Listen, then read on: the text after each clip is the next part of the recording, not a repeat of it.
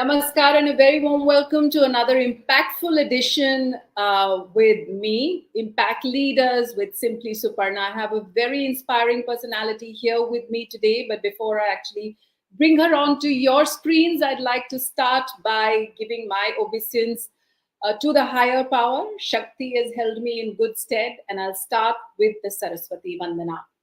या कुंदेन्दु तुषारहार धवला या शुभ्र वस्त्रावृता या वीणावरदंड मंडितकरा या श्वेत पद्मासना या ब्रह्मचित्त शंकर प्रभूतिभिः देवैः सदा वंदिता सा मां पातु Saraswati Bhagwati निशेष जाड्यपहा. Like I said, I have an extremely inspiring personality here with me. Of course, she has been the founder of, and she is also the CEO of TRRAIN. What does TRRAIN stand for? Trust for Retailers and Retail Associates for India. And we have her here with us today. She has impacted lives of over 43,000 individuals, including people with disabilities and, of course, women from marginalized backgrounds. Thank you so much, Ameesha, for taking the time for doing this for us. Thanks, Suparna. Thank you so much for inviting me for this wonderful event. You are extremely inspiring. You're somebody who I would have imagined, probably cracking international colleges and going, traveling internationally with the background that you had. But you actually started out on a shop floor. How did that come about? So I am born and brought up in Mumbai, studied in Mumbai, and I was waiting for my results to join MBA, as it was supposed to be done from expectations that your parents would have. And fortunate enough, I saw this ad in a paper where a 3-month-old shopper stop was looking for people. Now, the whole shop floor journey was not planned. It wasn't by design, it was by default. And I always tell this to people, those were the best 11 to 12 months of my life because I learned a lot. Every facet of human interaction, customer connect, products, process. And I think everybody should go through it. So I, of course, was chided at home to say, what are you doing? I mean, aren't you supposed to be going and applying for your management? And I said, can I just get 2 more years? And can I work on the shop floor? And I had the biggest support of my parents, and that's how I could traverse this journey. And I literally recommend it to everybody. Wow. And not just, confined to that, you've gone ahead and founded a very important organization called TRRAIN. Of course, it's an acronym. I want you to tell us, what does TRRAIN do? So Mr. Nagesh, our founder, had a dream of creating an organization which would give back to retail, give back to the people and impact millions of people who work in retail as foot soldiers, as people first mile connect with the customer, or the last mile connect as we call it. And a chance meeting with him, and he just asked me, we should do this. And I was like, absolutely. Now the reason is, again, by default, I love retail. I love working with retail fraternity as a whole. And this gave me an opportunity not to work with 1 or 2 retailers, but hundreds and thousands of retailers. That was the starting point. But having said that, today, TRRAIN it's at its core. The purpose of TRRAIN is to build an inclusive and equitable community. We would like to be known as thought leaders and catalysts who create sustainable platforms for not only inclusion, but for creating events and probably campaigns for pride and respect for this industry. We started with retail, Suparna, but today we work with large manufacturing, logistics, e-commerce, warehouses, as far as inclusion is concerned.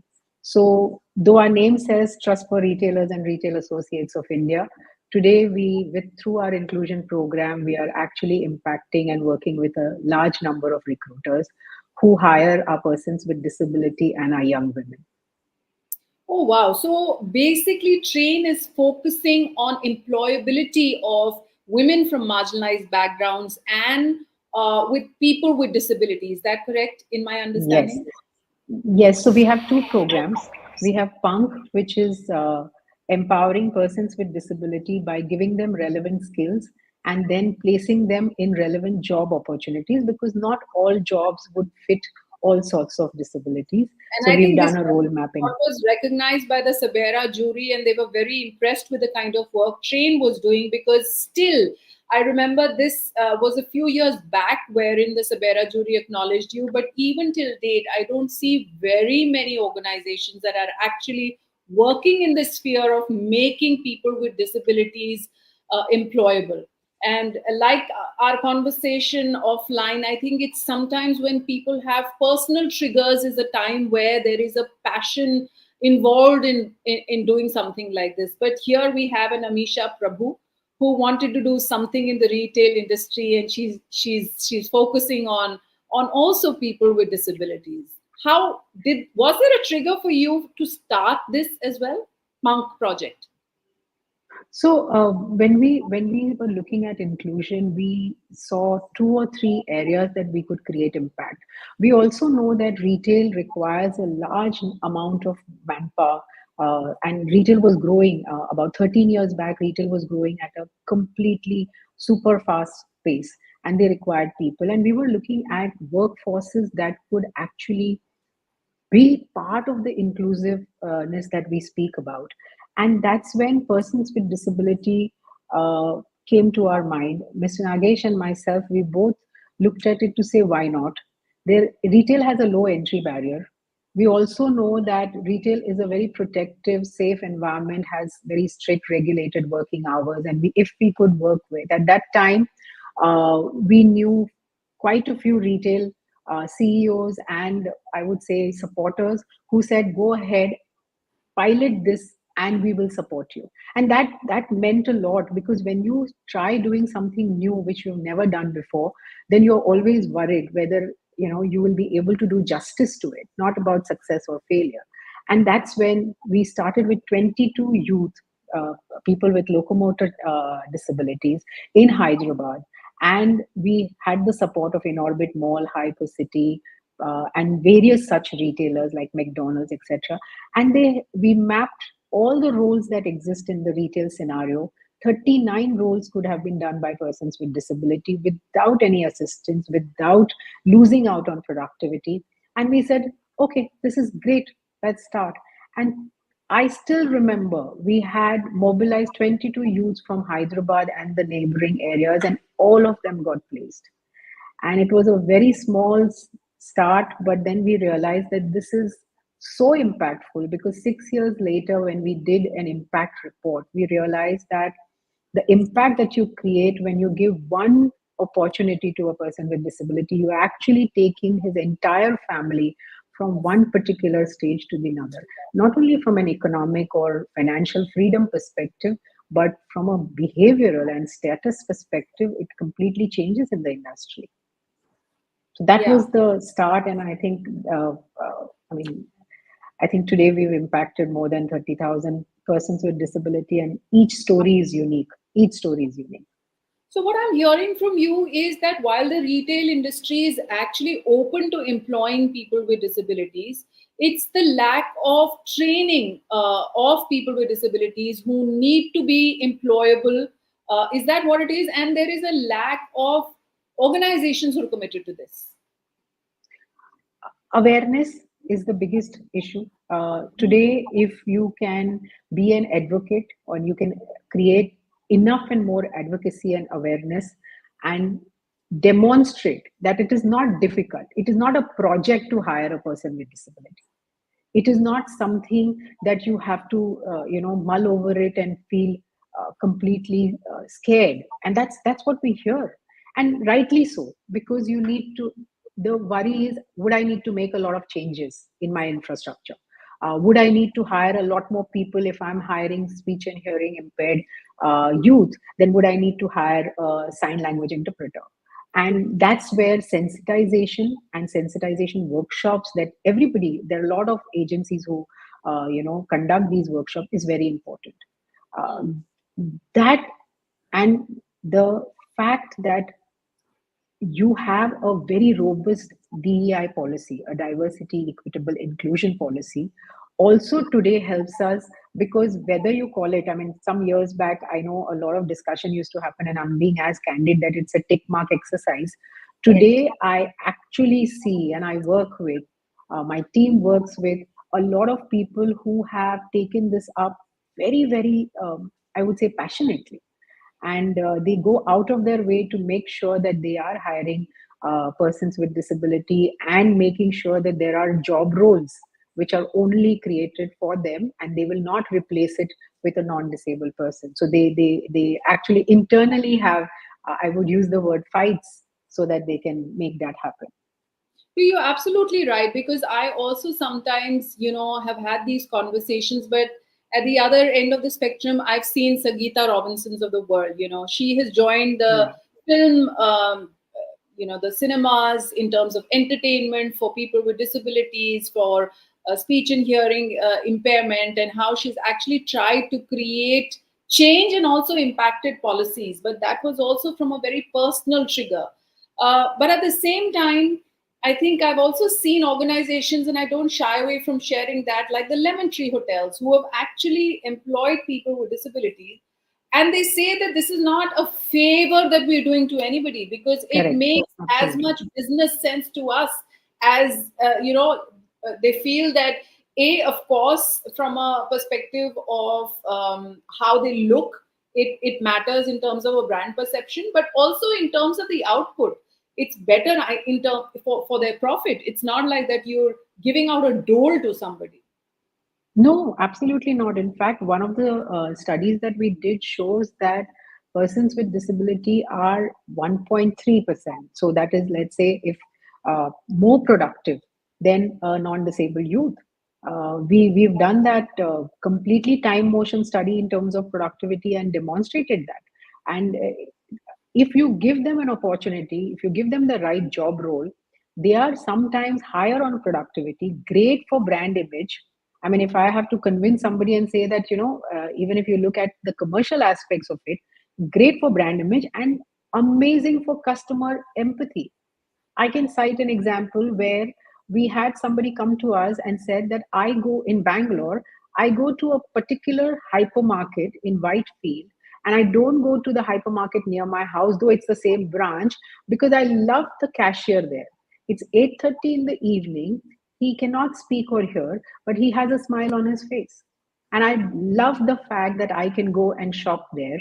And I mean, that empathy is very, very good for the brand. So even if you don't want to do it as a favor, or you don't want to dole out sympathy, the least you can do is that you will ensure that brand gets empathy. Costa Coffee, Cafe Coffee Day. In the initial years, these were the people who actually went out and hired speech and hearing impaired youth, and ensured that they become very good baristas. And that's how people used to come to their restaurants to have coffee, to say that that guy makes the best coffee. So Now, I hear yeah, you. I I mean, hear you. I know Aradhna and team are doing a fabulous job, and that's like a literally a example or an inspiration for a lot of us to cite those examples to say that look what is happening in terms of productivity there. Yeah, I hear you, and I also concur with the fact that I think more than anything else, even if us, we're not, a part of an awareness program, but even if we just open our minds to the possibilities, I think there is a lot. And when I say we, I mean everybody. It's not just industry specific. It is not just hotels or retailers, but you and I, using any kind of facility. And like how I was sharing, when I booked an Uber for my mother yesterday, it was very categorically mentioned that, there is this hearing impaired person. And obviously, then it made sense for me to write whatever notes that needed to be given to him. And it's just as simple as that. And that's that. My Yeah. first reaction, and I'm being very honest about this, is how am I going to manage with my mother not so confident with an app based cab? And here is someone who may not be able to understand what she's saying. Will this match or not? But it was just a matter of a few seconds, and I just had to type it out, and that's about all that it takes.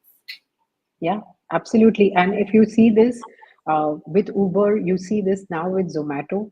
If I can just cite an example, we had a student in our Bangalore class who had a spinal cord injury, Irappa. Okay, and spinal cord injury, which means he was hospitalized, went through humongous number of treatments, heard about our program, came to the Punk program, and after 45 days of training, got him a job with Zomato.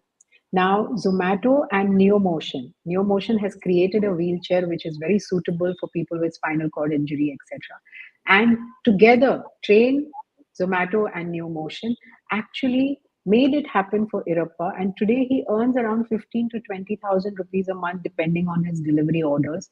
And people are absolutely supportive of it. So if he cannot go up to a particular floor, then there is a provision where he is able to leave it at the gate, or the customer is absolutely understanding in terms of how he can deliver.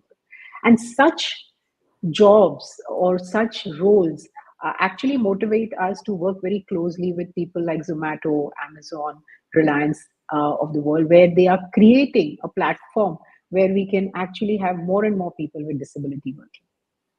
It's very, very heartening to hear this, because I feel it is not about the individuals. Individuals, this is my personal belief, are all very good at heart. But when it becomes a merely profit oriented, business, then that's where they don't want to even go that little bit of an extra step. And that's where I feel, Sabera kind of is recognizing responsible businesses. While business by the name itself means that you need to be profitable, you need to earn profits for your shareholders, XYZ. But having said that, I think being a responsible business not only adds to your profits, but like you said, it adds to your brand image, it adds to the customer empathy to it, it adds to the loyalty of your employees to you. I think there is a Absolutely. very, very strong case there. And when profit oriented businesses are focusing on actually being good or just being inclusive, I think that makes all the difference. I want to also Totally. now speak about your focus on women and how that came about. So, women is also something that I would like to talk about my journey. And I've been a professional for the longest period of time, like started at 20 and still working. And like I was telling you, Suparna, I believe that, when we talk about women, we assign gender roles there. And I don't like to assign any kind of gender roles. If it is to be done by any human being, a woman can do it, a man can do it. So, coming from that background and believing in it, uh, uh, I thought that the most logical thing was to see if we could also work with women. And this happened when I was talking to IKEA when they set up shop in India, and they were going to open their first store in Hyderabad. And I was chatting with them purely because of my previous retail, avatar. And we discussed to say that, this is what we are doing with persons with disability. And then they went on to ask to say, why aren't you doing this for women? And we said, yeah, but it requires different kind of thinking, different kind of mobilization and outreach efforts. It's a different program altogether. And that's when we took it. I took it to Mr. Nagesh, our founder, and we discussed it. And we had a very big support coming from JP Morgan and UNDP. And we said, yes, let's go ahead and do this. And today, uh, gender diversity with companies like IKEA is a given. But now, when I see so many more organizations looking at gender diversity, it is heartening to know that they are interested in hiring more and more women. And again, I don't have to talk about the impact of a woman in an organization, whether it is, the EQ part of it, or whether it's the brand image part of it, or even in retail. Just the fact that you have a woman serving you behind the counter, where almost 60% of your customers are women and children, then that makes absolute logical sense. So today we've trained 10,000 women, and believe me, their aspirations could not be less than your and mine. They are bright young women who only need an opportunity and access. We are doing nothing, just brushing them up with basic training, some skills, But the minute they have that kind of a confidence that yes, they can, work in a corporate scenario, they are out there and doing a fantastic job.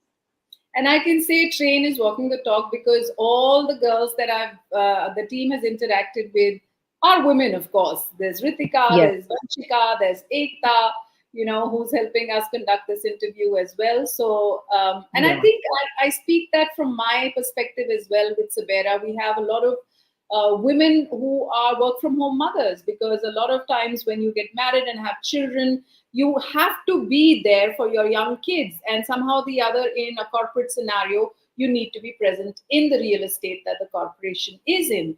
And SABERA, in a way, gives access, or has support of women like this. And in fact, most of our anchors all throughout the years have all come from very marginalized backgrounds, and they've emancipated themselves wow, thanks to a lot of support of non-profits. I mean, there could be girls twice in a year. I think in 2 years, we had a girl from Kamathipura in Mumbai who was from the red light district and has been emancipated by the Kranti Foundation, and they anchored the show for us. We've had girls whose father was a gardener in their own school, and she went ahead to Chicago on an exchange student program. We've had a girl whose father has been a launderer, a girl who is probably the first, and most of them are actually first learners in their families, in their communities, and absolutely. you Yes. know, and they've emancipated not just themselves but their families and their communities. And if you train a woman, if you educate a woman, the entire family, the entire community actually changes. So that is extremely heartening. Completely. And some of the young girls are actually supporting their families. A lot of husbands, fathers lost their job during COVID. And I remember the young girls, because retail was still there, essential services were still on, e-commerces were still on, they were actually running the show. Not only from a status perspective, but like I said, financial independence also helps them a lot in terms of educating their children or saving up for their marriage, whatever their aspiration be. So yes, And absolutely. before we wrap up this interaction, I'd love to know if there are any volunteer opportunities with TRRAIN, or if there is some kind of a knowledge exchange, or you need some kind of volunteers, or you need some kind of funding. How does one go about connecting with you? So, thanks, Suparna. That's a very, very pertinent question, especially when you are, working as a not-for-profit. A lot of our programs, most of our programs are done through CSR funds. We have donors who support the program, but like any other NGO, we need funds for capability and capacity, whether it is infrastructure, whether it is technology, whether it is laptops and computers in various of our centers, or for that matter, training and development of people. So that's from a capacity and capability building, and that's where we welcome people, HNIs, UHNIs, foundations who would like to support this, so that the classroom setup, the development part of it, working with local partners, etc., there can be much more development, much more efficiencies created in the program. So that is where one. Yes, we do have volunteering, and we welcome volunteers who want to probably work with us on a project basis. There's always something or the other happening with us, whether it is research papers, white papers, publications, impact reports, monitoring and evaluation that we do. So there is enough and more opportunity. We also have a lot of people coming and giving guest lectures in our classrooms in the area that they are probably experts or probably they would love to, or they have certain amount of passion. Then yes, those are also available. But literally, Suparna, through this, I would like to say that a lot of unrestricted funds is what we require for capability and capacity, especially technology and people. So that would really help. Yes, we've also in the ticker mentioned the website address in case anybody would like to get in touch with you, maybe even to volunteer. So that's what Sure. it is. And as a parting note, I'd love to know your thoughts on what your experience was with the SABERA Awards. Um, so this happened in 2019, and we were at, I would still say that just getting our bearings right. And Sabera was really like a breath of fresh air. I'll tell you why. Because sometimes you need validation for your work. Sometimes you want that pat on the back, and it came at the right time. And we were going through some challenges at that point in time, and Sabera recognized us. So really thankful. The process was simple, and I don't remember the jury members, but such marquee jury members. You feel very proud that somebody had selected you from so many, and I would say so many worthy NGOs would have probably applied.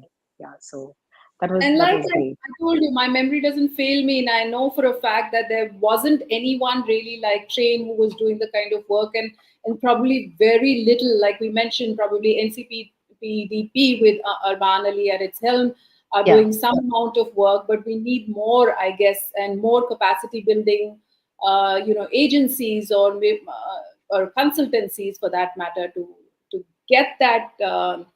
The force going as far as employing people with disabilities is concerned.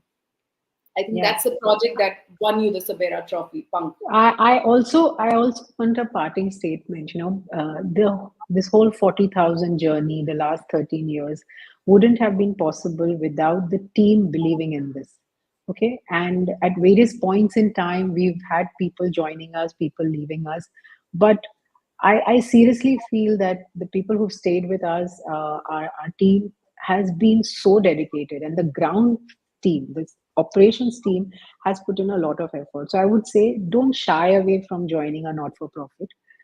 Just like you said, there is a tick mark or exercises that we happen in the corporate world. A lot of people ask me, how did your transition happen from corporate to NGO? I said, if you think like that, then there is a transition. If you think like this is just another thing that you want to do, there is no transition and there is no NGO or a corporate. So through this, I'd like to give that message that we work like any other organization, not only us, a lot of NGOs today, and they require talent.